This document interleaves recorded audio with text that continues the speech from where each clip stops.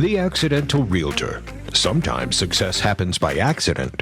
You're listening to the latest episode of The Accidental Realtor with Chuck Gallup and Steve Smith. I can't vouch for all the episodes, but this one's pretty good. Hey, everybody. Episode 11 of The Accidental Realtor. Here we are. I'm so excited for our guest. Obviously, you know who the guest is because her name is in the announcement, but I'm going to introduce her in a little bit. I want to go through some background stuff, and I want to explain the absence of my partner, Steve. We have had major technical difficulties today. I am actually coming to you live from the River Road Studios in Bonita Springs, Florida. It has been an insanely busy week for both my partner, Steve, and me. So it's just going to be me today. I hope you like my voice. Let's do this. It has been nuts. Absolutely crazy. Really some exciting stuff going on. A ton of exciting stuff going on.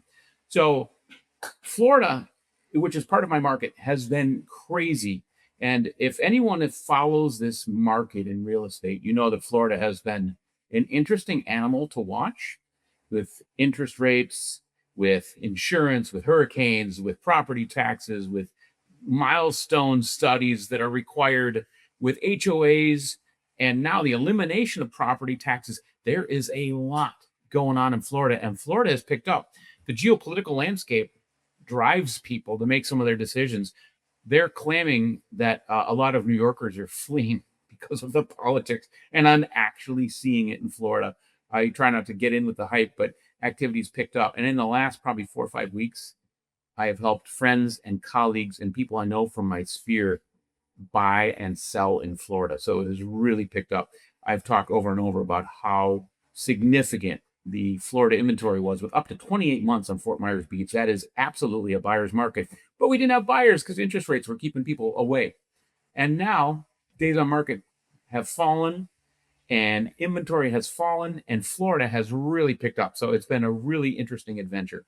And a lot's happening in the market in general.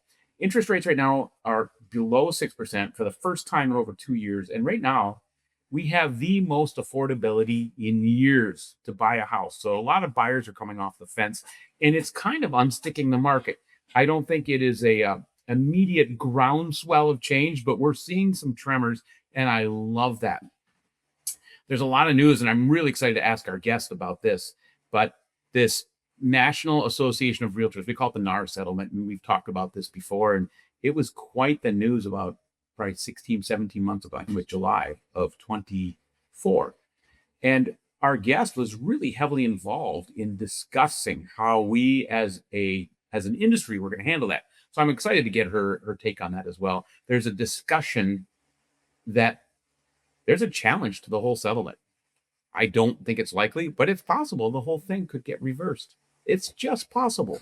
And as I'm sure she'll talk about, the end result of that settlement was supposed to reduce real estate commission. I think in general, realtors make just a little bit more because there's just a lot more transparency.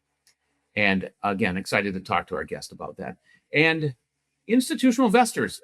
President Trump just did his State of the Union address, and he talked about how he wants to outlaw institutional investors from buying houses. I don't know what that looks like. I think it's a very unformed idea at this point, but it could really change some things happening in our industry because, as I've mentioned before, 35% of homes in the United States are bought by investors. 90% of those are actually mom and pop investors, but 10% of those are institutional investors, big buyers like Open Door and Bigger Pockets and companies like that. So, well, I guess Bigger Pockets isn't a company, but you get the idea. So really excited to see what's coming this year. Some of it good, some of it bad, but either way, I think it's exciting to watch the news. So we always talk about a home buyer tip, and I want to talk about, with everything I just mentioned here, this is a great time if you're a home buyer, a potential home buyer, or an investor. Get ready.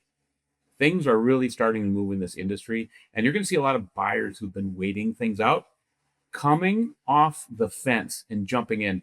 So this is a good time to be as ready as you can, because I do think this is going to be a fast moving market getting into the spring, no matter where you are looking at buying. So I don't want to waste any more of our guest time because I've made her wait in the agreement for too long. I'm really, really excited. Our guest, Holly Mabery, is currently the Chief Brokerage Officer for eXp Realty. I'm going to have her speak to that. But she was recently announced as the president of the 2026 Real Estate Business Institute Board of Directors, which is a really prestigious position. I've known her for a couple of years. I think she's an inspiration. She is a steady presence in this industry. I'm so excited to bring in Holly Mabery. I am so excited to have you here, Holly. Welcome. It's the day of tech problems. It's what we do. Yeah. If you see me sweating, it's because I was trying to coach Steve. We tried everything and just said, we got to give up. We got to move on. Yeah, for sure. Yeah. So I don't know if you heard the intro, but I talked about your recent resume. I would love for you to address, first of all, what a chief brokerage officer is. I want you to talk about the Real Estate Business Institute Board of Directors, Madam President. And I really want to hear your background, because you and I have never sat down and talked about how you ended up in my sphere, how you ended up at the top of the tier at eXp Realty, which is my brokerage.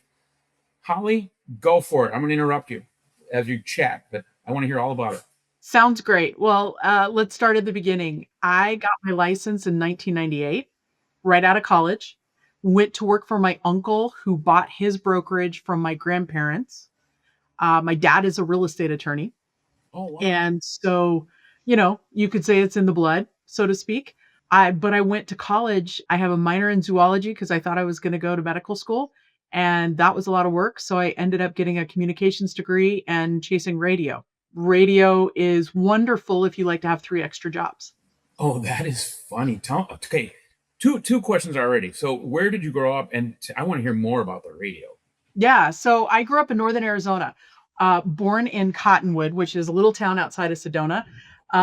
Graduated high school, Prescott, Arizona, and went to Northern Arizona University in Flagstaff.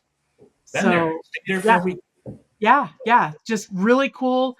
And fun fact, I get to live back in Cottonwood. So, everything comes full circle. But yeah, I got into radio. I was about headed into my junior year, and I'm like, I'm not digging this pre-med stuff.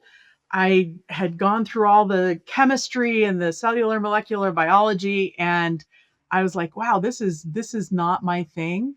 I'm pretty miserable. And so I signed up for either hotel restaurant management or communications. And I went through a couple of days of hotel restaurant management, and I'm like, I do not care about trends of people going on vacation. I want to be going on vacation. So I'm out, went to full bore into communications and electronic media production. And worked at the campus radio station. That helped pay for the rest of my school. And then I worked at a small radio station in Flagstaff during school and then post-graduation. And it was great. I was morning show co-host. I had an all request show for middays, worked weekends, nights, you name it. I did all the things. I love that. This is Holly Mabery, the Morning Zoo. Pretty much. And of course I had to change my last name, protect the innocent, as it were. And it was great, but I knew I wanted to do more. And my mom said, well, come down and work with the family. So I did. And my uncle's like, I had people in my uncle's office who basically attracted me to real estate and said, you'd be a great realtor. And I went, okay, got my license and didn't look back. That is, so the name of our podcast, as you know, is The Accidental Realtor. And that's what we talk about all the time. Everybody I know who's successful in real estate came from somewhere else by accident, by tripping over themselves and failure, by last resort, whatever. And they found a niche that capitalizes on everything they've done right up to then. I didn't know this about you, and I love hearing that. It's crazy. So yeah, it was a wonderful thing. And so my real estate journey, I was an individual agent for basically the first 15 years of my life, worked, adjacent to teams or things like that, but really hustled on my own. And I wanted to know more about how things worked. So whether it was the multiple listing service or how forms were created, and I was really passionate about water rights. So I got involved with the realtor organization because I was, quite frankly, mad. I didn't like how certain things were being run. So I got involved to help fix the MLS, then fix forms, And then I was mad at the state level because they did not have representatives from rural Arizona and water rights. Nobody could speak to it. So I raised my hand and I served on the legislative committee for about 25 years, 20 years. It just occurred to me, you may be the only person I personally know that took the real estate test and remembered beyond the test what riparian rights are. Yeah, Yeah. I'm a nerd for that. Riparian rights, yeah, how many rods are in a mile, all those things that nobody recalls. That kind of is where I live. So, yeah, I just kind of kept moving through my career, and what I found is every time, I wanted to know more, a door opened. And that's what I love about this career and this profession is every time I chose to invest in myself and ask more questions or tried to get in a different room, it was amazing what I learned and what doors opened to me. And honestly, that's how I came to be at eXp. Um, I had a really good friend who she and I had worked together, and she had come to eXp to be their director of operations. And subsequently, she was promoted on up the chain. And she said, I really need a broker in Arizona. And I was like, I'm killing it right now as an individual agent. Like, you're asking me to cut my pay not in half, but even more so. Like, really? And she goes, come on, it'll be an adventure. And I went, okay, I'm down for an adventure. Like, I know nothing about this company. I think we had 10,000 people nationally. We weren't open in all 50 states. And I went, what's the worst that could happen? Worked out pretty well. So you're an early adopter. Yeah. That's impressive. I mean, and you must have been in your silo because you didn't come into my circle till a couple years ago, but you actually predated me at the company, which I love. Yeah. I came into the company about 2018 and very focused on Arizona because that's my backyard. That's what I know. I've been a national trainer and speaker for NAR. I've had my own real estate company. So I'm still running all of that parallel and my volunteerism, but I got to be broker. And honestly, that has been my most favorite job because I get to solve people's problems, help them build their business, and get them out of trouble. Like, yes, please. I love all of that. So you ask about what a chief brokerage officer does. It's all of that nationally. And so I get to take care of our agents and our staff nationally by getting them out of trouble, helping them understand what's shaping and shifting in our industry. And sometimes I get to help craft what could be in our industry, which Chuck, I dig that. Like getting to work with Leo and Wendy and like create the future. Um, yeah. So I love that part of my role, and some days are harder than others, but that's also the business. Yeah, and you're I have some questions related to this, and I want to get into some of that. But for our listeners who may not know, so I work at River Road Real Estate. Our brokerage is eXp Realty. For those of you who don't know, it's an 80,000 plus agent company. So when Holly is in charge of the broker team, if I'm saying that correctly, she's in charge of in Florida, where I am an agent. I think we had at 1.8, we might have like 10 or 12 brokers. Yeah. I Yeah. mean, So I oversee all the state teams. So everybody who supports the agent, the brokers, the contract reviewers, which we call our broker transaction analysts, and then our administrative support personnel that support everything else, get license renewed on time and connect people. Um, those are my people. That's my team. And then my regional directors that help oversee the states and my vice presidents that help do that. Like we all work as a level set team to help make it better and track everything that is odd and weird happening across the nation and trying to distill it down so it's easier for you to do your business. I love that. Yeah. And again, this isn't just a sales pitch for eXp Realty, but so people can understand the scope of what your day to day is. And having worked with Holly on a number of issues that are fairly significant, I will tell you, listener, she is unrattleable. And the demeanor you see on this podcast is the same demeanor if you called her and said, I'm in a truck that is on fire and I'm burning alive. Please help me. Okay, let's just break this down. You need to cool off. Yeah. Let's when you get to the door, keep Exactly. your water close. Calm down, Chuck. We're going to take care of this. So yeah, I love that, and knowing your background now, and certainly your family history, that explains a lot of it to me. Yeah. Yeah, no, if anytime I can channel my dad, it's a win. 'Cause you wanna talk about cool as the other side of the pillow? That's him. I love that. I love that. Cool's the other side of the pillow. I love that. And I want to dig into a little bit where you really made a name for yourself nationally. And Leo Pareja, our CEO as well, when this NAR settlement hit, now maybe you didn't see me talking about this in the agreement, but I talked about the NAR settlement and now what maybe a challenge to it. But when that hit, everyone thought this was going to be the end of our industry. Everyone thought buyers agents were going away. And no matter how much we prepared, everyone was convinced buyer agents were going to go away. And you and Leo did a YouTube where 50,000 people watched the live. 50,000. I think we have 7 listeners for this podcast. 50,000 people, not just eXp agents, across the entire world watched this. And you two laid out a plan and set up eXp as an industry leader in how to navigate this frightening thing. Can you talk a little bit how that came to be and what came of that and what's to come? Yeah, so it was so interesting. The settlement came down on a Friday morning, and we became aware of it. I was actually about to go live on the big agent meeting that we record every Friday, and I've been always very focused on how do we stay real time with everything that's developing. And that came on, and I basically said, "We're going to get you information. We've got this. We've got your back, etc." Came off big agent meeting. Later that day, I get a call from Leo, and he said, "I've been out all day, literally on a boat off the coast of Florida fishing." And he goes, "What happened?" And I said, "This is the settlement. This is what we know." And he goes, "Okay, great. We're going to do something on Monday, pull everything together.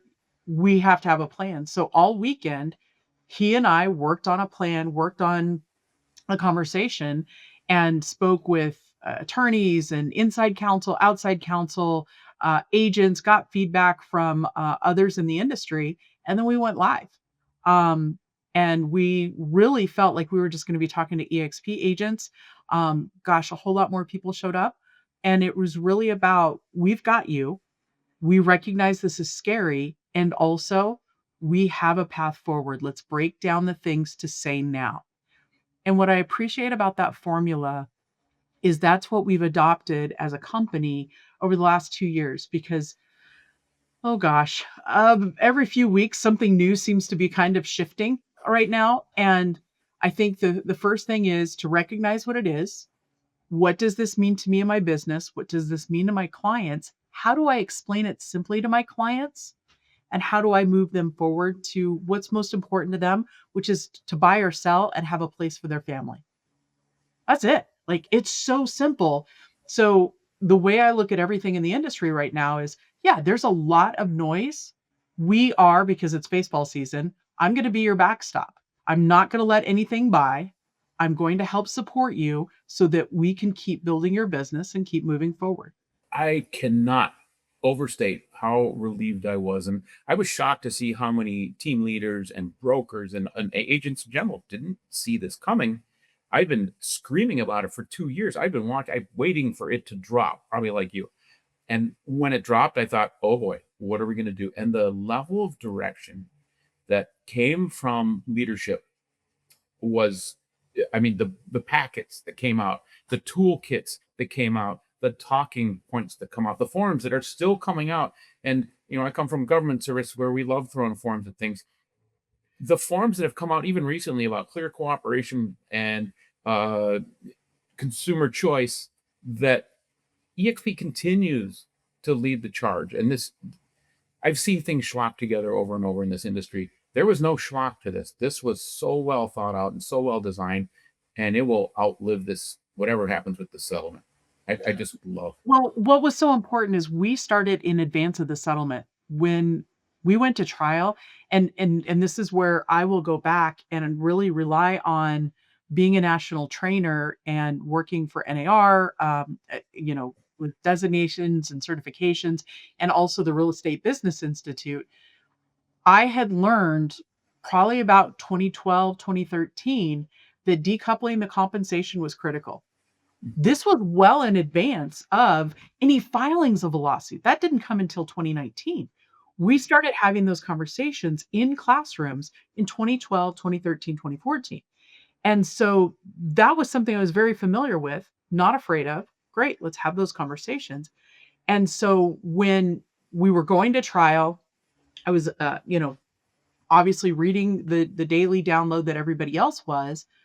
When the verdict came down, I pulled the team together and I said, okay, we've got to have buyer broker agreements in all 50 states. What states don't have them? And we drafted actually our first form that October. We really, mirrored a lot of more legalese language like you would see in a association form. And I hit a point where I was like, wow, this isn't good enough. And this is, we read an article from the Consumer Federation of America, Stephen Broback, and it was basically, these buyer forms are terrible. There's so much legalese. You got to go to law school to understand them. And I went, he's right. Let's redo our form. And so we did. And we broke it down and we tried to make it as easy as possible for any consumer to look at and go, I understand what you mean. And then we went one step further and said, okay, we recognize we've got a lot of folks who take online leads, whether it's Zillow or realtor.com. Most buyers, they don't want to sign like 4 pages of anything. That's a turnoff. Okay, I don't blame you. Let's do a 1 page that is a single property, no commitment beyond that property, and let's make sure that we can speed date and really see if we're a good match, for me to be your agent, for you to be my buyer, and be in a relationship in that way. And those were the things that we really started working on in advance of almost everybody else in the industry. I think we dropped our single property buyer broker in May of that year, and the settlement came down March 15th. So we were able to, and continue to be able to, do forms faster than any association out there because it takes us days, maybe a week or two, whereas associations may have a specific cadence that is quarterly, every 6 months, and that's just not tolerable when the business needs are higher. I love that form. And I covered 3 states personally. And that eXp form, all of our contracts, whether it's buyer rep, listing rep, I can use the same form in all the states. Yeah. Yeah. And that's what's so important to us. The other thing that was important to us was, we had a critical moment where we sat with our legal counsel, and at first, and I said, okay, we got to put a copyright on these. And he goes, okay, no problem. And then I went, why would we copyright anything? Like this, let's make it the industry better. And I said, okay, let's open source the forms. Called Leo and I'm like, this is what we want to do. And he goes, absolutely, give it away. Perfect. So that's what we've done is we've given it away. We continue to give it away. Every form we release, we open source it. Most of them are not branded to eXp, so anybody can download it. All of our toolkits, like you mentioned, we make those available to everybody. Yes, those are branded, but they're also open source. We're giving them away to the industry because we want people to be better. I hope somewhere in the non-existent eXp building that there's a trophy case with a wax stamp on the original, so we can say we did this. This is ours, and we call the other CEOs a couple times a year. Go, hey, remember that form? I created that. You know what? My favorite was talking to a lot of independent brokers or people that I knew throughout the industry who called and said, hey, walk me through your form. And so I would. And they're like, can I use this? And I said, absolutely. Do you need a PDF or do you need a Word? What do you need? I will send it to you, make it your own. And they were like, really? I'm like, Yeah. absolutely. We get to operate at scale. And by operating at scale does not mean that we have to be a disadvantage to everybody else. We already have our, unique differentiation in who we are. But when it comes to making the industry better, sometimes it is better to lead by giving it away and helping, raise all ships at the same time. Everybody wins. Yeah. When we're friends, when we cooperate. I love that. It's one of those where when you do the right thing, it's not hard. Agreed. Yeah, I love that. Let's talk about, and you're probably even more up on this than I am, but the recent challenge to the settlement that may completely upset everything that's been done. Yeah, the Buffalo law professor that filed it, Tanya, and I always mispronounce her name, so no disrespect there. Her last name, that is, Montastathior. Anyway, brilliant lady, very articulate when it comes to the law, as one would expect out of a law professor. Um, Her argument is solid, and so we'll see what the true appellate court looks at, and understanding the law, especially sitting with my dad as an attorney.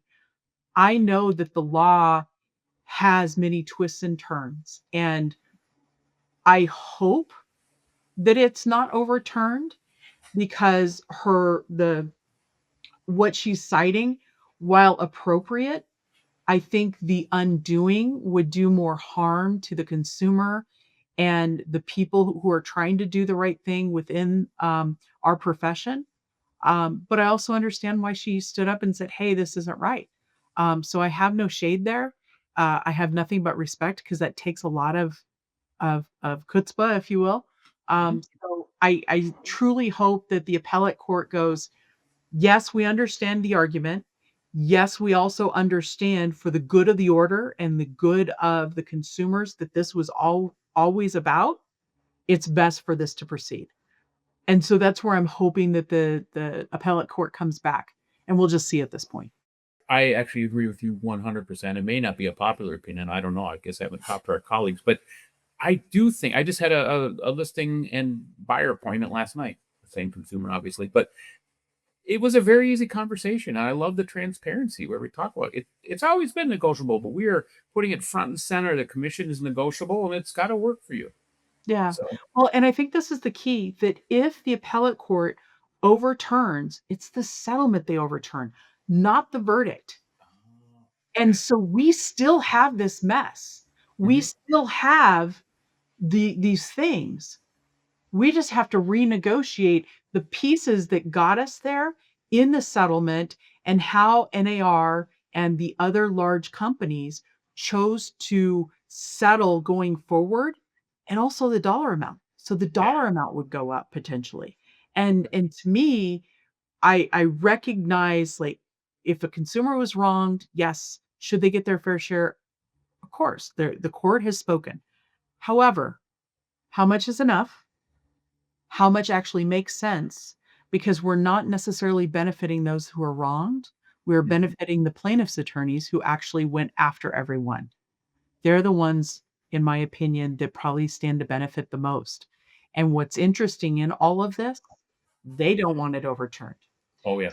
Oh, it's again, she's standing on principle, no shade. Mhm. And also, we'll see how this fleshes out, but we would still have to decouple. We would still have to have buyer representation. It's just how we do it would shift again, and I don't know that that necessarily is a win for the consumer. You went there, so I love that you went there, and I didn't know if you were going to go there.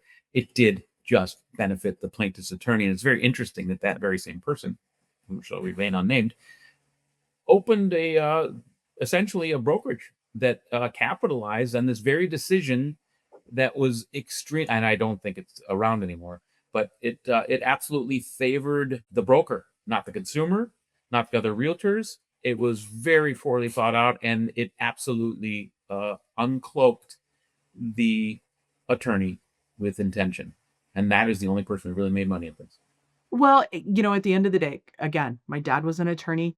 I don't fault capitalism. I don't fault hustle and people being able to make money. I think that, everything does come out in the wash, but the luxury of where I get to sit now, Chuck, is how do we do the right thing? How do we make sure that we make the ultimate disclosures that impact a consumer's decision making? And part of that, and this is the key in all the arguments that we're having right now, or discussions, I should say, is I can disclose to you, but am I helping you understand the decisions that you make and the ramifications of those decisions?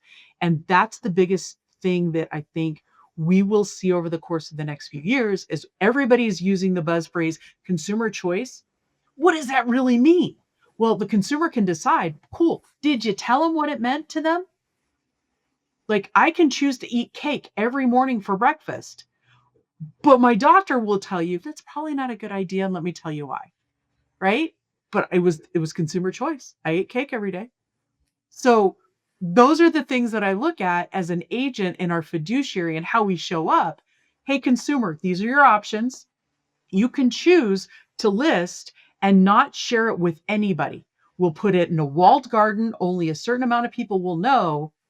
And hopefully we'll get an offer. And that offer is probably going to come from the people who are only within that walled garden. The internet won't know. Nobody, a few states away who are looking to move to this area will know unless they're working with an agent who's within that walled garden. Sound good? And people are like, I don't know. What is, I just need to sell my house. And that's the conversation we should be having. Like, what if this, then that? How do I take you down the path of what's best for you and your family so you can make the ultimate decision? I am a huge believer in an educated consumer and confirming that the consumer is educated. I've required on our team, and require it currently on our team, a form after we go through any contract. The form was attached, and it says I had an opportunity to discuss this with my agent, or I waive that opportunity, because it's always frustrating me. The agents go, "Hey, I just sent you something for signing. Trust me, there's not much to it. You just sign it. It's something about commission and a little blah, blah, blah, blah, blah, sign, okay." And then later on, the consumer goes, "This was never explained to me." Yeah. Well, I mean, by default, if they sign it, they're consenting that they understood it. But I love that extra little thing, and it forces my agents to be accountable to the consumer, to me, to themselves, that they actually read through this form line by line as they should.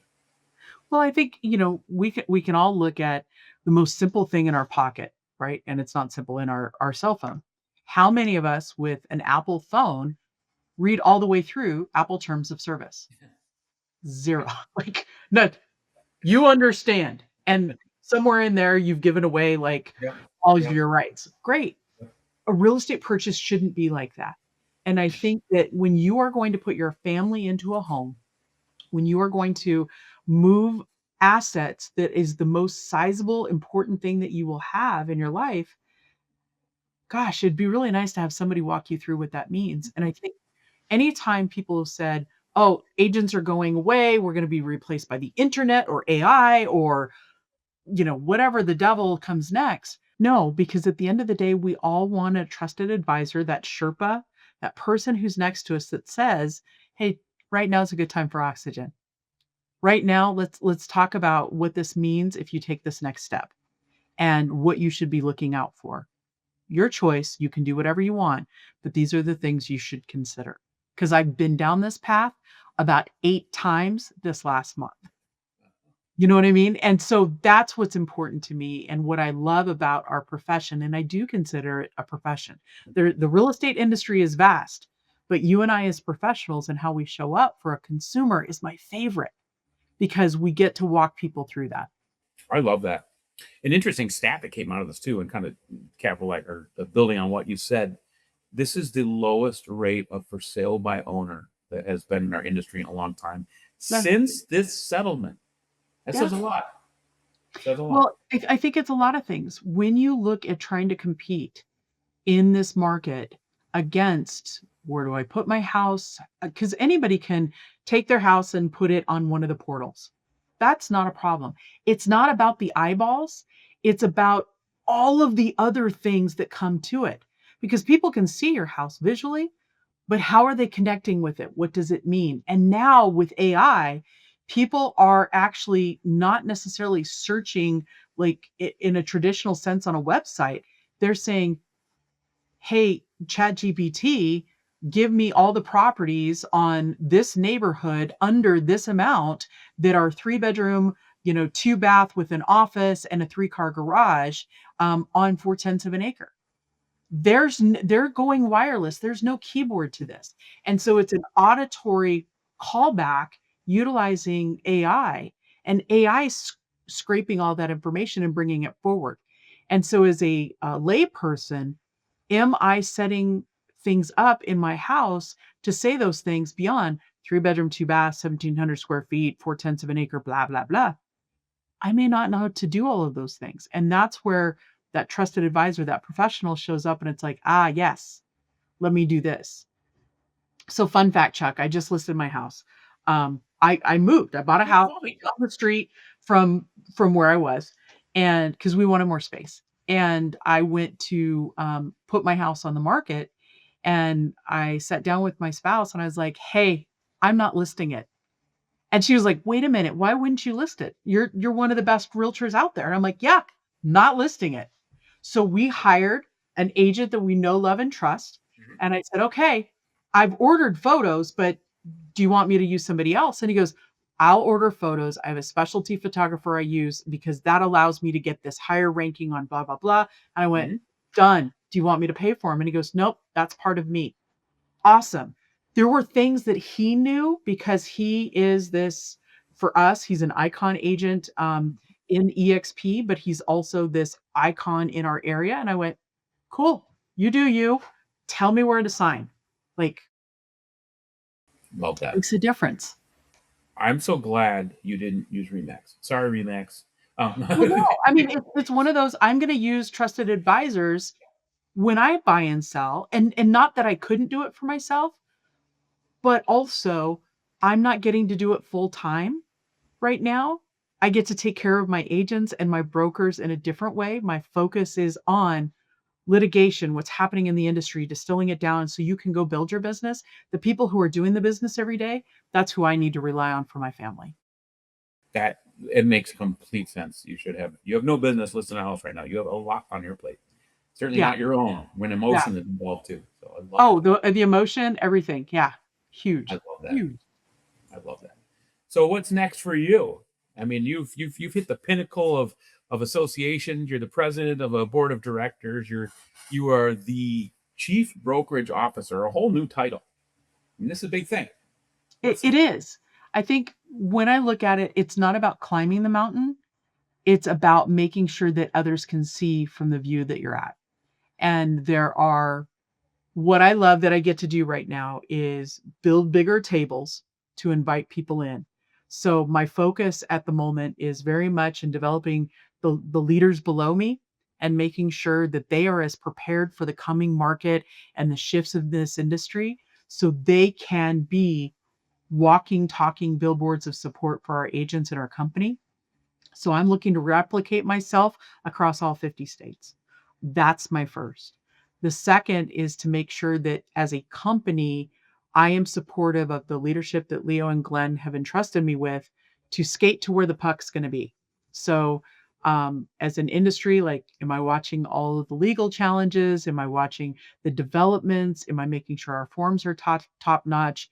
And so that's my next. And when I look at across where eXp is going and what we're gonna get to accomplish together, that's exciting. Like, there's no other place I'd rather be because of those opportunities. So, it's not about me climbing higher or doing anything, it's who do I get to bring with me and how well prepared do I help them to become? servant leadership? I mean, that's what I hear. And actually, we've had some other big Leo's been on the podcast, and I mean, that's the theme. And I've just loved Leo and I. The story goes way back, but we met in the Nasdaq suite. I had no idea who he was. We Awesome. had a couple of cocktails. I'm assuming he'd had a couple of cocktails. We were just joking around. I well, nice to meet you. I think it was our brand new chief technology officer or something like Mhm. that. And I was so struck by what a human he was. And as he did just a couple small advancements, because he was already pretty high up, it Yeah. was really exciting to see that ascension for him. When they announced your new title, it was a no brainer. Everything I've worked with you on has turned to gold. So it's really proud to be in business with you. Thank you, Chuck. Same, same. Love to get to support you and your success. That's what we're here for. Attempted success. Just kidding. Just kidding. I'm quite an agent. Good things everywhere. Good things everywhere. Yeah, really excited for what this year's bringing, and we got some great conferences. I'm signed up for the Global Pass, so maybe I'll see you in Paris. Maybe I'll see you in where we go next. Vancouver, baby. Let's go. Yeah, I'll be there. I'll be there. But Awesome. you've been a wonderful guest, and I really, really thank you for your time. Thank you for what you're doing for this industry, and just thrilled to have you. My pleasure. Thanks for having me, Chuck. Holly Mabery, everybody. Steve, what did you think of Holly Mabery? Oh, Steve, that's right. Steve's not here. I'm all by myself. It's like when the parents go away, I can do all kinds of fun things. Holly Mabery, I gotta tell you, I love this lady more and more. Every time I talk to her, every time I work with her, I really meant what I said, and I hope I didn't kiss her butt too much. But I mean, everything she touches turns to gold. She has a heart of gold. I mentioned servant leadership, and knowing that her dad was a real estate attorney really explains a lot of her background to me. So really excited. If you haven't had a chance to watch just even a couple minutes of that NAR Settlement YouTube that came out, it is impressive to see Holly and Leo talk about how it would affect our industry and what our company response is going to be. That was pretty cool. I'm excited to see what comes up next, because they are really doing a good job of keeping us at the forefront of this industry. So I just want to wrap up with a little story, and I don't want to say too much, but I have a friend who's an agent and another brokerage in Minnesota, and he called me one day and said, I want to use you to buy a property in Florida.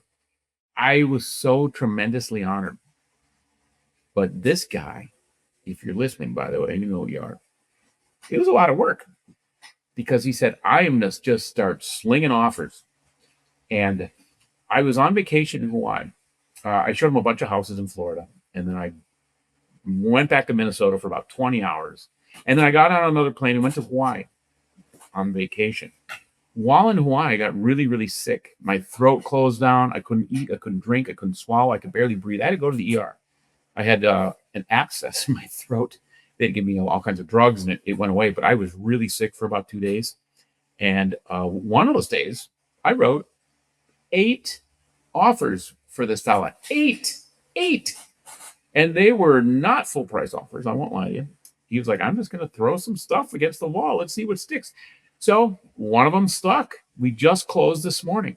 We had our walkthrough, and this is, 2 weeks later. I mean, cash buyer, quick close, done. But that is how furious the Florida market can be. And that's how furious real estate can be.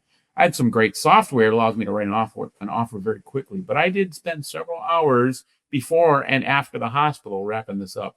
It's supposed to be a funny story. I guess it is if you like pain, because I was in a lot of pain in the hospital. But we got it done. And that's what real estate's all about. Agility, moving quickly, and communication. And speaking of communication, I know you missed our co-host, Steve. We're really bummed that he was having tech problems, but we just had to move on. So really excited for the next episode. I hope you enjoyed this episode of The Accidental Realtor. We'll see you at the next one. Make sure to follow us on all socials and follow us anywhere you listen to your podcasts. We'll see you soon. Thank you for listening to Accidental Realtor. Frankly, I can't believe you made it through the whole thing. Way to go. I'm your announcer, Rusty Gatenby. Chuck has me tied up and held hostage in his basement. No kidding. Please help me. See you next time.